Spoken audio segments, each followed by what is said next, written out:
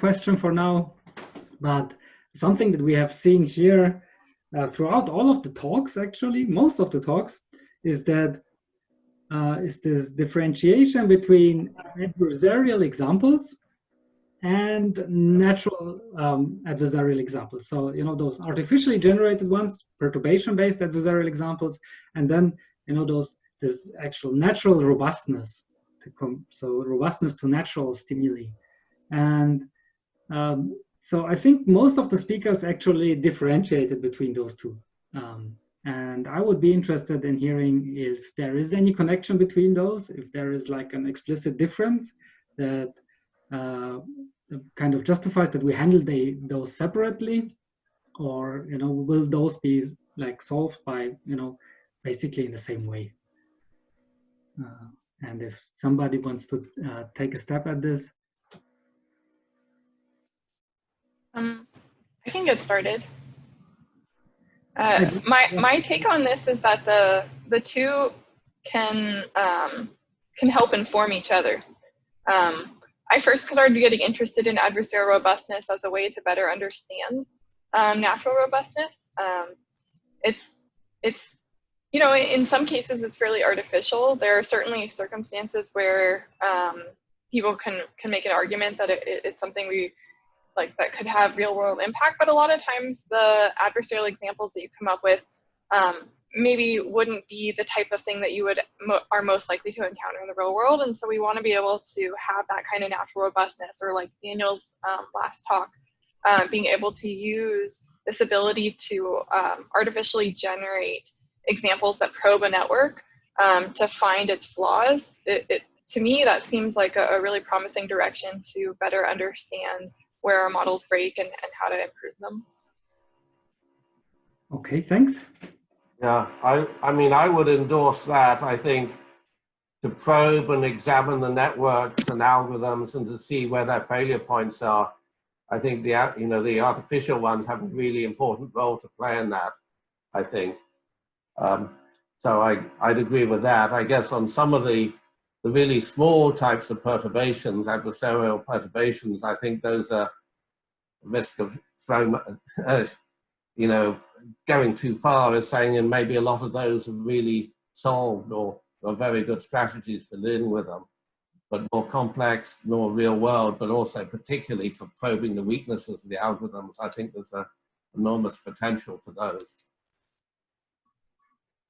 I also agree with Judy, and I think that in addition to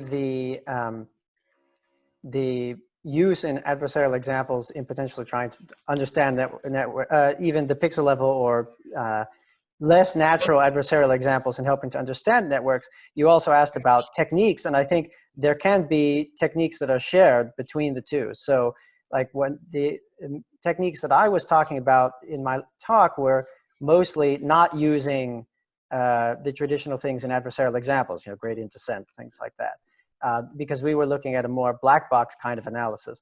But I did mention, I think in passing, that there has been interesting work on trying to use the white box techniques like gradient-based attacks to find semantic adversarial attacks using things like differentiable renderers. So you're still searching through the space using gradient descent, but now you're able to basically compute gradients on the effect of moving an object around or rotating an object or something like that.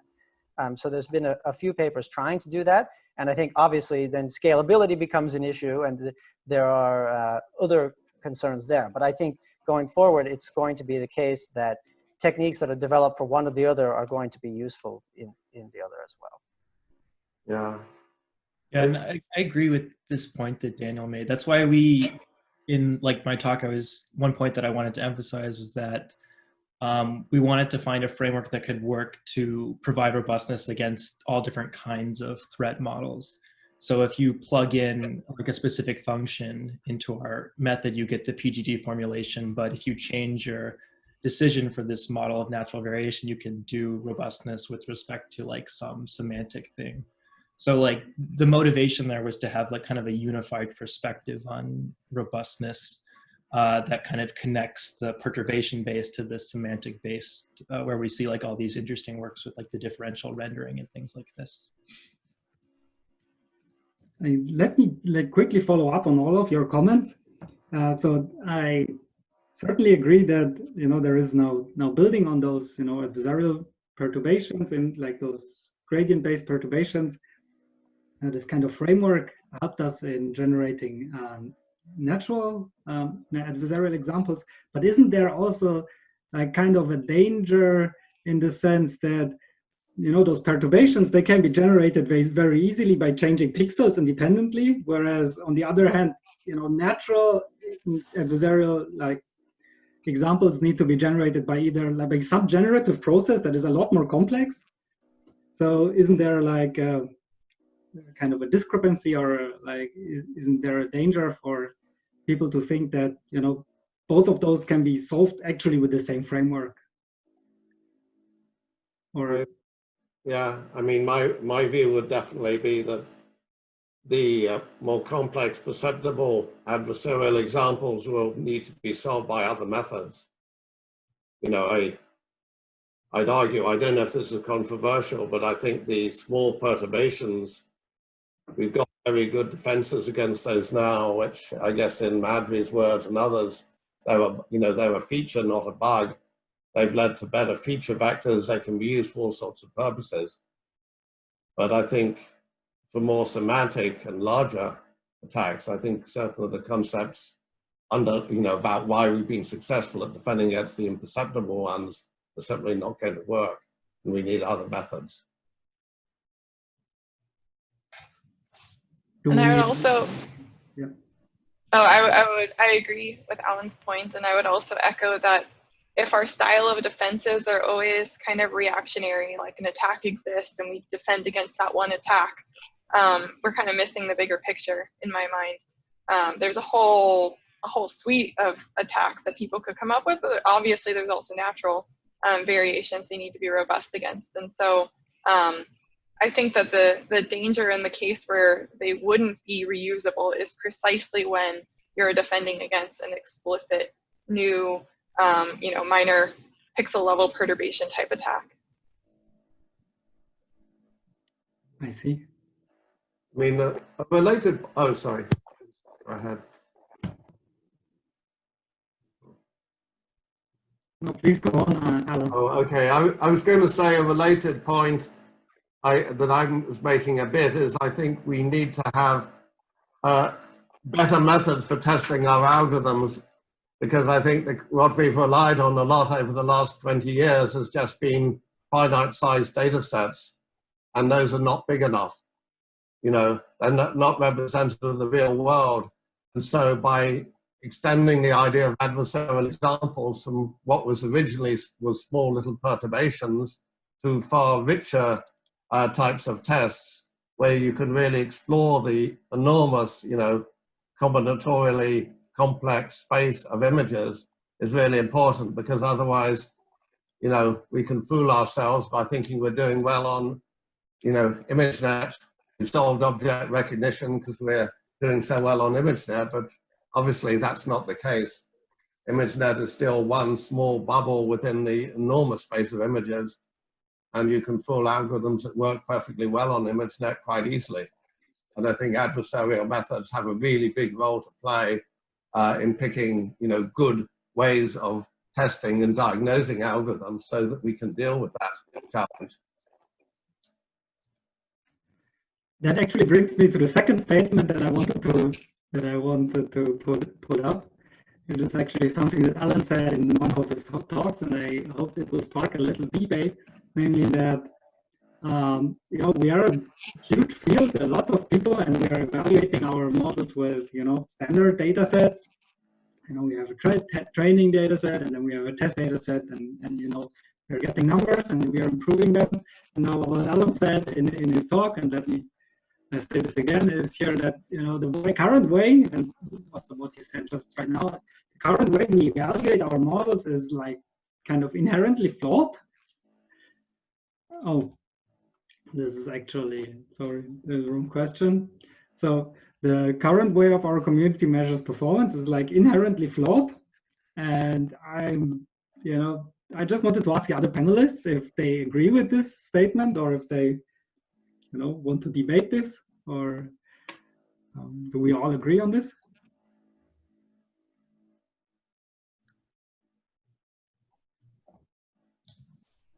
Well, I guess I can, I can say something first. I mean, as a formal methods person, of course, like, for us, the gold standard is you have some kind of logical specification, right? And it's either you prove that you're satisfied or you don't. Of course, that usually does not, that situation usually does not obtain in the real world, right? But even then, we move to things like probabilistic specifications or something like that. And so, of course, we're deeply disturbed by the idea that you can possibly measure performance by looking at some finite test set, right? But then again, everything I presented was based on, all the statistics I showed were based on finite test sets, right? But the idea was we're trying to move towards something that's more principled, because at least that finite test set came from a distribution that is precisely defined by this program, right? So I think there are ways you could try to move from the finite test set type of approach towards getting the ideal kind of ironclad guarantee, right? By things like some of the work that's been done on proving local robustness, for example, for certain types of networks or certain types of metrics, right? If you can prove robustness against certain types of perturbations, I mean, if it's pixel level perturbations, again, maybe this is not all that impressive, but you could imagine if you have some kind of description of the operating conditions in which the system is supposed to operate that is formal, like you have a scenic program or something like this. Once you have that, and you have the ability to do some types of analyses, like ruling out examples within some small ball, you could try to basically go from one to the other, right? So you could generate points from this formally defined distribution and prove correctness within little balls around each of those points. This wouldn't get you to full correctness, but it would be a lot further than just testing on specific images, right? So I think there is a continuum between those two things. It's not like we have to throw out the existing metrics, but yeah, I would agree that they're not adequate for real world safety. Yeah, I mean, a formal. Oh, go ahead, Alan. Oh, no, I was saying maybe I stated a bit too strongly, partly to just get people's attention. I was amused to find that finite size, balanced annotated data sets, the acronym for that was BAD. Although what's bad is not just that it's balanced necessarily, what's bad is finite size.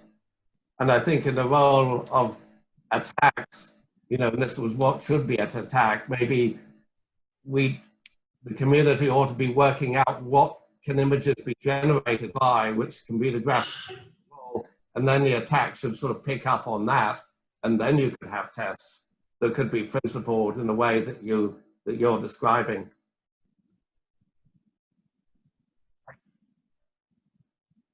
Thanks. Judy, do you want to Yeah, I have a little bit of a different take on this.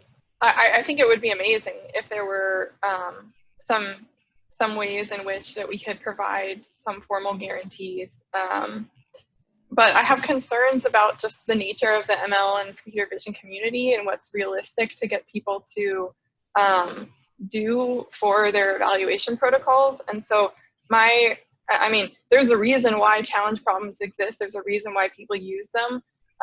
It's sort of like a well-defined, easy way to keep iterating on a metric.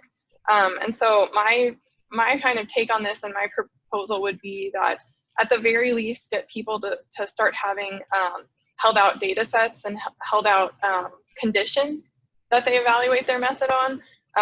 Maybe if challenge problems even literally hold out the data of those conditions so that it's really unknown and people can't overfit to them, the way that you would hold out labels traditionally. And then it's kind of just a little bit of a baby step from where we are now, that maybe we could get people to adopt and start thinking about robustness and like, really putting it in your face, how your system how we're sort of fooling ourselves into taking the traditional train val test style approach. And of course, people still over evaluate on their test set, and the test set is really too similar to the train and val set to really assume that this is going to generalize beyond this closed world assumption.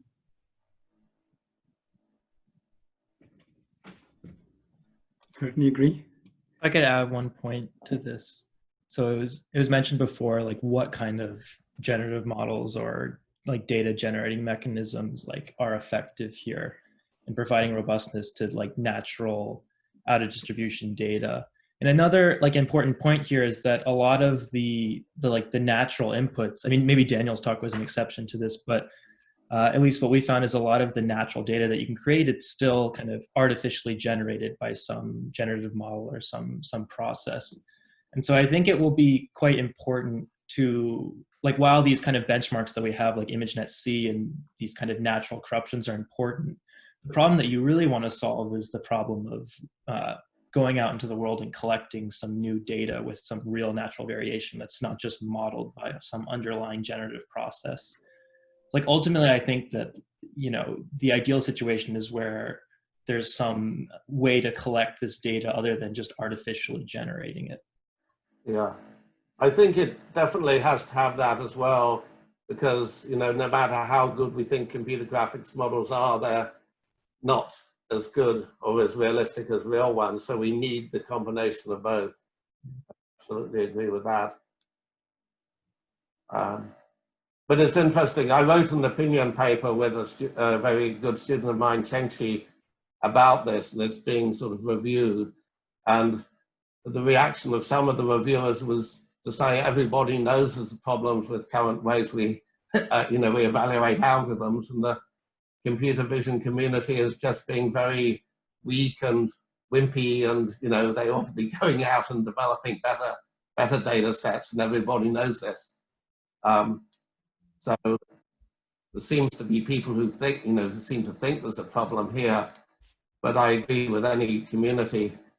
It's hard to get people to change rapidly, and I don't want to knock bad data sets, because there's a good reason why they go around, there's a good reason why we use them, but to make them more challenging, to test on few images, to have data sets where you want to test on a large numbers of images, but you're only allowed to train on a small number, and issues like even finite sized data sets on domain transform would be useful, particularly if you could reduce the amount of learning annotated data available for the algorithms. Thanks for this. Maybe in order to continue, where is it? Here. Go on a little bit from how we measure robustness actually to, one very big question that, is interesting for all of the audience, I think, is, what is really missing currently in machine learning and computer vision? It's just, so in terms of the model. So how would we be able to get better models? Is it just by, using more training data and generating this with some, generative process in a way, and I want to direct this directly to Andreas Geiger, and ask if you have an opinion on this. Sorry, I don't have a video here because my connection is very bad. I hope you can hear me. Yes, we can hear you. Good. So I can also, it connects a little bit also to the previous question. So maybe I can add a little bit to the previous question as well. So I fully agree with everything that has been said, and I think we need to go beyond static data sets, and there is some interesting developments in simulation. Like for instance, we in self-driving, we use a lot the Carla simulator at the moment, but there's always this discrepancy, right? So seems like these self-driving simulators, at least for the moment, we can always solve. And so they are still far from the real world. It's not clear to me how we would make progress towards covering all the corner cases of the real world without actually going around and capturing these corner cases, which in the academic environment is really hard to do, right? So it's not like we are Tesla and have like 500,000 vehicles on the road that record data every day, and we can query any data point that we want, at least from that manifold, which is much larger than the one in academia that we can capture. So I think that there is a problem here, and I think, like, and it has been said before, I think also one way to move forward there is to combine, you know, the generative models with real simulation and integrating basically. So basically learning the simulators from real world data in order to get better simulators, and then acquire new real world data in order to get to these corner cases faster, or to the interesting cases. And then the other thing, which is maybe more related to this question here, is well, what we have seen, at least for this, I'm not at all an adversarial expert, so, but what we have seen here was more a side project. But what we have seen here is that for at least for the optical flow case, it really makes a big difference if you use a model that incorporates more inductive biases about the physical processes of the world. And in optical flow, this is very easy because there is these very different types of models. One model that predicts, like, more naively with a more generic neural network, the optical flow field from the inputs, and one that is incorporating a lot of these physical constraints. And the difference is just dramatic. So one model can almost not be attacked at all. And the other model, which is the generic one, which is very susceptible to these adversarial attacks. And so this might indicate that, I mean, this is only for the very special case of optical flow, but this might indicate that we, I mean, apart from better data, which is, as I mentioned, in my opinion, really hard to get in the academic level and requires, like, also better models at this, you know, at learning simulator level.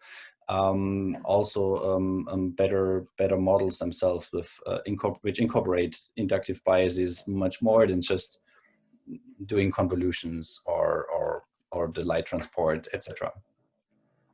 Thanks.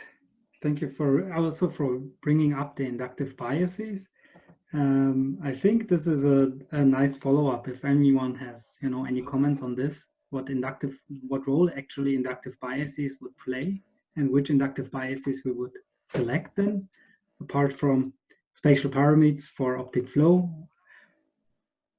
We have seen in Alan's talk, compositionality plays an important role. Should we just integrate the whole computer graphics pipeline into our, you know, forward models, and will this solve vision? People who talk about, you know, there's studies about how infants learn, how human vision learns, and, you know, that's clear that that's done in very different ways than current machine learning. You know, infants learn by interacting with the world, they build models. You know, there's a whole lot of knowledge about that. The models are probably 3D. You know, I'm not a real expert on that, but it does seem to me that the computer graphics models are perhaps surrogates for the types of knowledge that an infant would be able to learn from, you know, just playing with toys. And, you know, not just knowledge of three-dimensional shapes and what happens when you drop your toy tiger on the ground or anything like that. There's also knowledge of physics. You know, people like Josh Tenenbaum will talk about this. So there's a whole lot of extra knowledge that simply is not in machine learning at the moment, because it's not been, well, it's not knowledge that's very easy to quantify, and it's very different from the standard idea of, you know, balanced annotated data sets. Yes. The way humans learn is a guideline, suggests ways to go forward. You know, any adult human surely has a whole dictionary of objects in their mind and knowledge of physics, which they use whenever they see any new object or any new situation that they haven't seen before.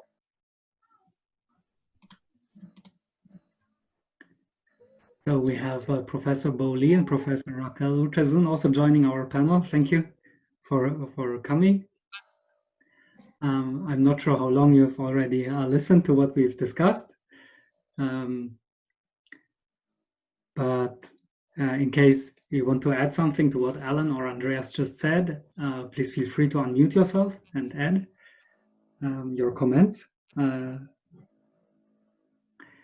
Else, I was here for like 2 minutes, so sorry I cannot comment. I see. No I problem. don't even know what the topic is. So, maybe both.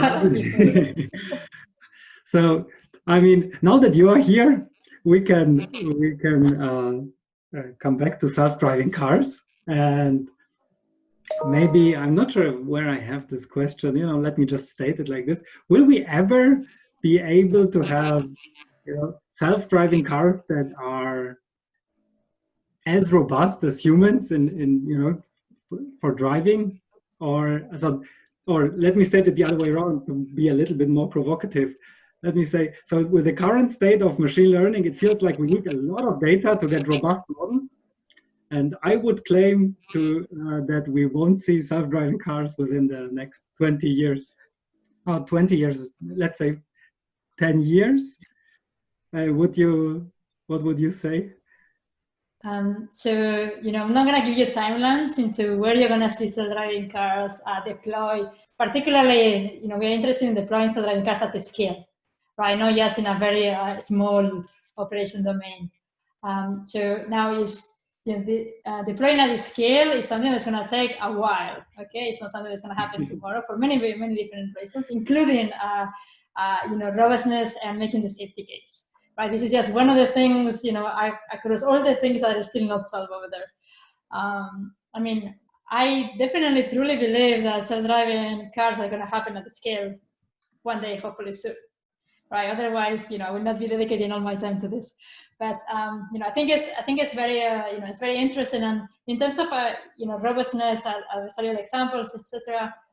You know, on one side you have some nice theoretical work into you know, provable robust models, right, that are very different in terms of the limitations from what is really deployed in self-driving cars, right? So it's a pity that it typically is just feed-forward, ReLU, whatever, right?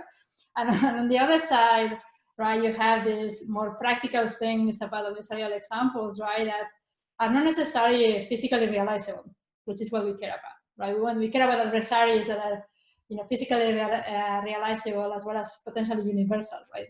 Very, very dangerous. So I think, you know, there is a lot that we need to do, and we say we as, you know, this community, right, in this direction. And I think, you know, a lot of that is gonna, you know, is gonna be necessary for us to deploy safely. So I take this as a, you know, fantastic opportunity for the community to really develop what that is. So, what role will data play in this? Will this, so of course a key role, but so how important is data? I mean, data is very, very important, but realistic simulators are even more important, perhaps, than the data. For testing? And that's, you know, I didn't talk about this in the context of this talk, but that's also where we are putting a lot of eggs in the basket, right? How to create that such that you can really, you know, create, understand your robustness and create, you know, these adversaries, etc., in a way that really makes you improve in the real world. So synthetic data will play a key role? Yeah, synthetic but realistic. Yeah. Right. Yeah. Okay. Yeah.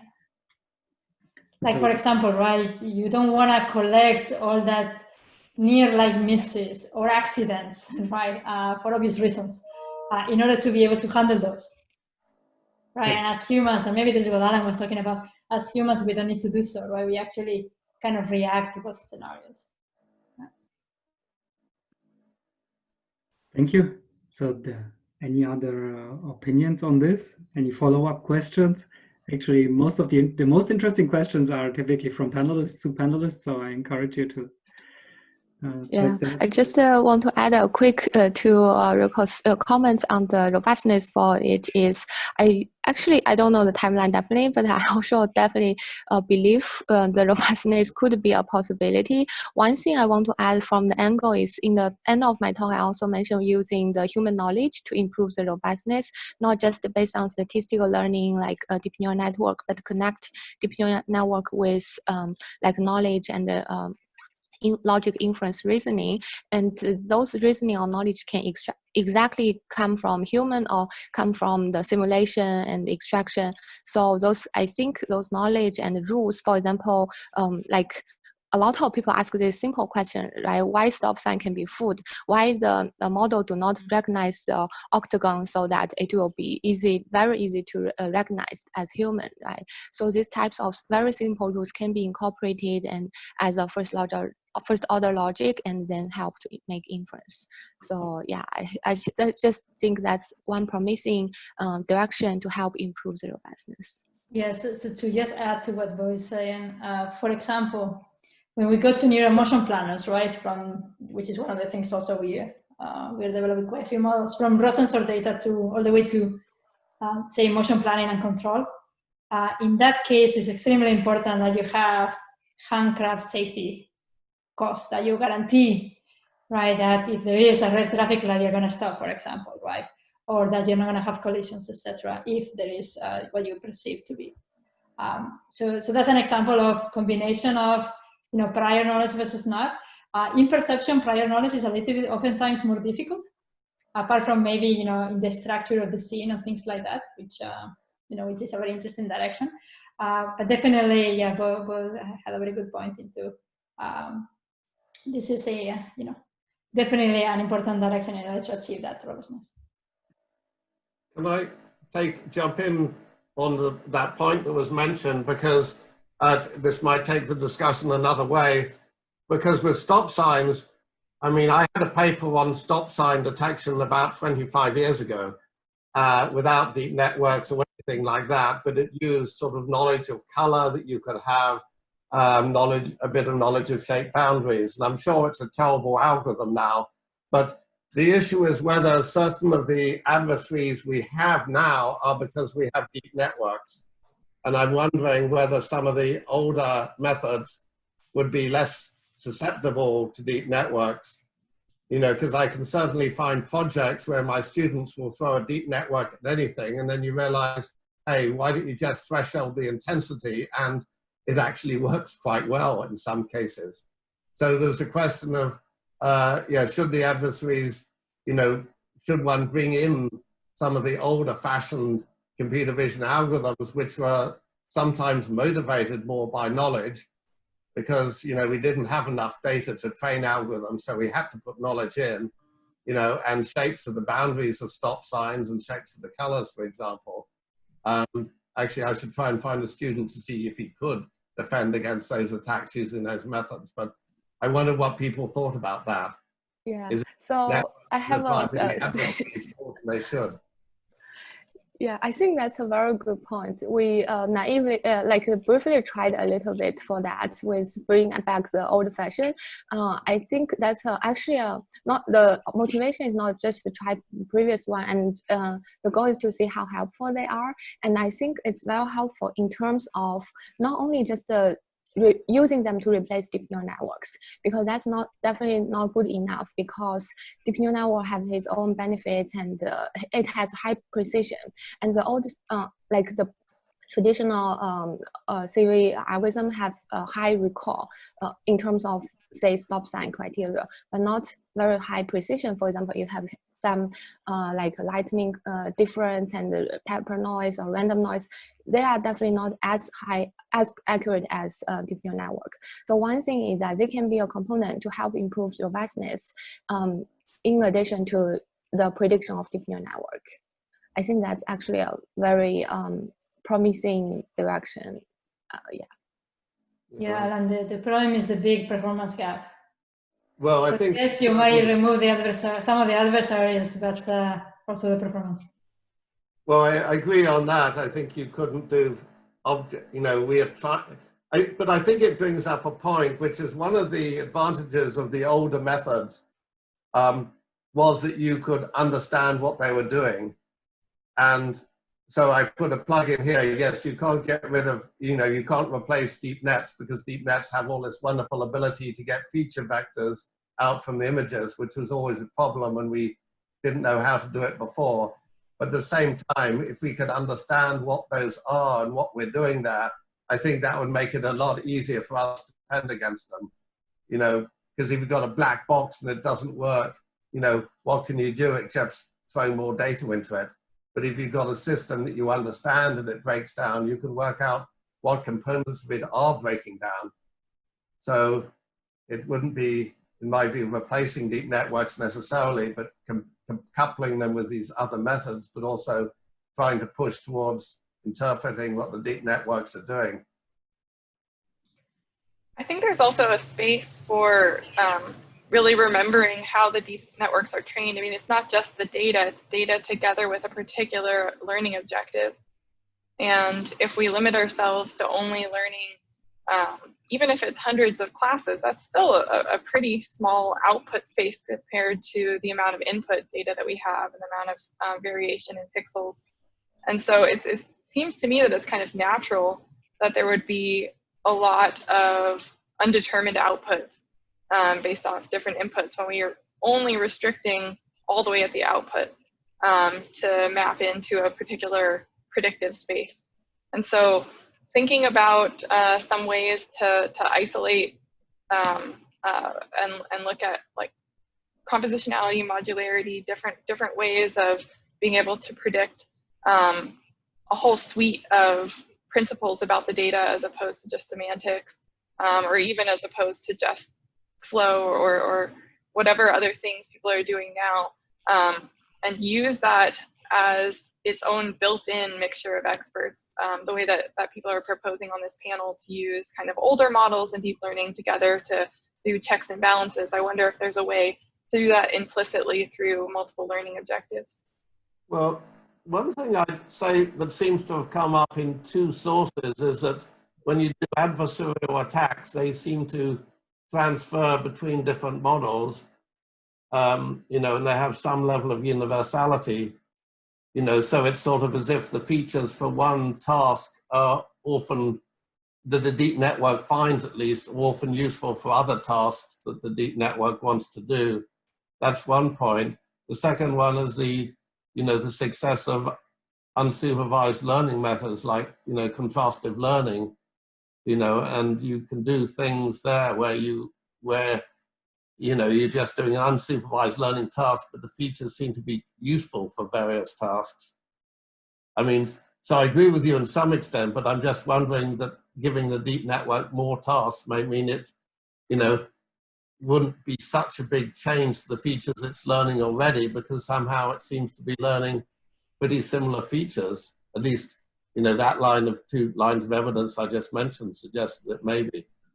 Right, but in both of those styles that you're talking about, it's still this completely end-to-end with ultimate flexibility in the middle type learning framework.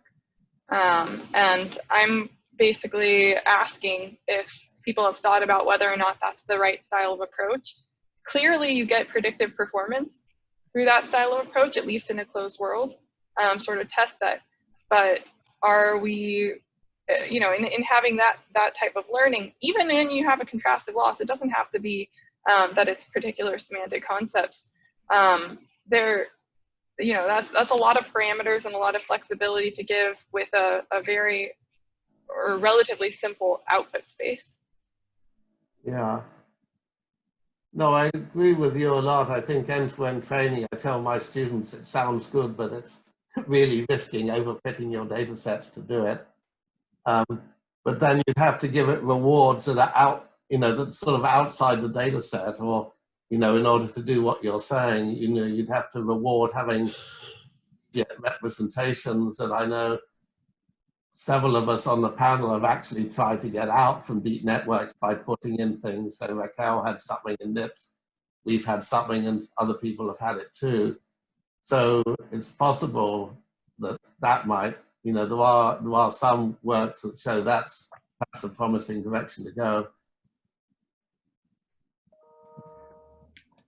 We are unfortunately running a little bit short of time, but we have one unanswered question from the audience, and I would like to, and Alan actually marked it that he would like to answer this live. Oh, I didn't realize I was marking it that I'd like to answer it. I just Okay, so I can answer it, but if somebody else wants to answer it, they can do it. no, I'm going to read it out loud, and then if somebody would like to take a stab at it, it would be super happy about it. So the question is by Isaac Dunn. At the moment, it seems easy to come up with new methods for finding problems with machine learning systems. But our ultimate goal is to have models that are robust enough for real purpose. So the question is, how can we identify which problems are actually relevant in the real world? I think that was discussed to some extent at the beginning, and there were talks about right, you want automatic car to drive and things like that. So I'll just say I'll step back and hand it over to the automated car driving people. Maybe there's also related to what Judy just said in the sense that we want machines to have multiple objectives that maybe predict, all of the stuff that humans could also predict. So pose, velocity, whatever, part locations. So maybe probably something that you guys maybe haven't discussed is the following in this self-driving situation, right, or scenario. The first step also is to be able to understand what are all the tests that you need to do in order to, if you pass all these tests, right, say, proclaim that actually your system is safe. Once you have understood what it is and how to measure that actually you have achieved that, then you actually have potentially the true objective that you want to optimize for. And then you can develop your models such that you achieve that objective. Right? So in safety critical situations, there's a lot of that kind of thought, which is a bit different from what the community is sort of thinking about. Yes, and this is actually a very interesting comment and worth to think about deeply.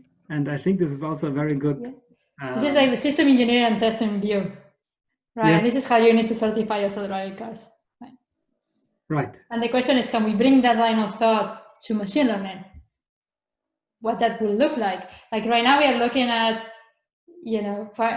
adversaries not necessarily thinking about whether this will happen or not, but more of, okay, where does my model fail overall, no matter what? Right? Exactly. Yeah.